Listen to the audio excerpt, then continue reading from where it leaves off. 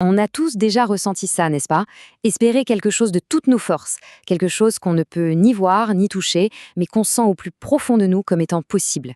C'est ce sentiment universel, cette tension entre ce qui est et ce qui pourrait être. Alors allons voir ensemble comment cet espoir peut devenir bien plus que ça, quelque chose de vraiment concret.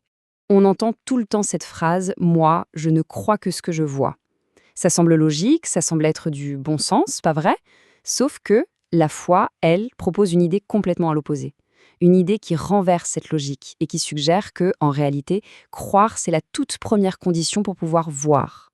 Et pour vraiment saisir ce concept, on va s'appuyer sur une définition ancienne mais incroyablement puissante, qui vient du livre des Hébreux. Elle capture l'essence même d'une foi qui n'est pas juste une idée en l'air, mais quelque chose de profondément pratique. Cette définition, elle est poétique, c'est vrai, mais elle est surtout incroyablement pragmatique.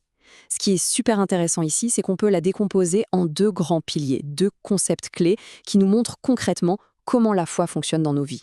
Alors, regardons la première moitié de la phrase. Elle dit que la foi est une ferme assurance. Le mot qui nous intéresse ici, c'est assurance. Ça suggère quelque chose de solide, de réel, n'est-ce pas? Pensez-y comme ça. Quand on commande quelque chose en ligne, on reçoit immédiatement un reçu, une confirmation de commande.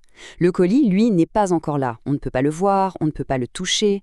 Mais ce reçu, c'est notre garantie. C'est la preuve que l'objet nous appartient déjà et qu'il est en route. Eh bien, la foi, en tant qu'assurance, c'est exactement ça. C'est le titre de propriété de ce qu'on espère.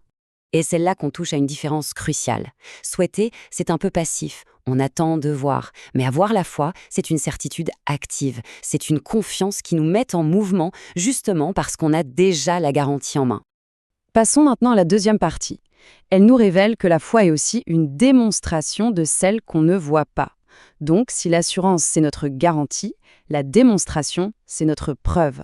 Attention, ça ne veut pas dire que la foi est aveugle ou qu'elle manque de preuves. Pas du tout. Ça veut dire que la preuve n'est pas à l'extérieur, elle est à l'intérieur. C'est une conviction tellement profonde qu'elle devient sa propre démonstration.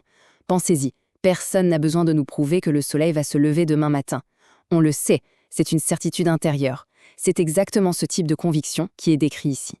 Le processus est donc finalement assez simple. Tout commence par une décision, celle de faire confiance à la promesse, à l'espoir, plutôt qu'à ce que nos cinq sens nous racontent sur le moment. Ensuite, cette confiance grandit, elle se renforce, jusqu'à devenir une évidence intérieure. Et le point le plus important, c'est que cette évidence, elle nous pousse tout naturellement à agir. Et c'est là que tout s'emboîte, que tout prend son sens. Si la foi est à la fois une garantie, notre titre de propriété, et une démonstration, notre preuve intérieure, alors, par définition, elle ne peut pas rester passive. Sa nature même, c'est d'être un appel à l'action. J'adore cette analogie, la foi, c'est un pont. Imaginez, d'un côté de la rive, il y a notre situation actuelle, nos espoirs, et de l'autre côté, il y a la réalisation de ces espoirs. Entre les deux, il y a le vide de l'incertitude, de l'invisible. Eh bien, la foi, c'est cette structure solide qui nous permet de traverser, de passer d'un côté à l'autre. Alors, la question, c'est comment on fait concrètement pour traverser ce pont? Voici 3 actions très pratiques. Premièrement, parler de notre espoir au présent, comme si c'était déjà une réalité. Deuxièmement, planifier en conséquence, comme pour préparer la place pour ce qui arrive. Et enfin, cultiver la gratitude, remercier à l'avance pour ce qu'on sait être en chemin. Chacune de ces actions renforce notre conviction et nous fait avancer pas à pas sur ce pont.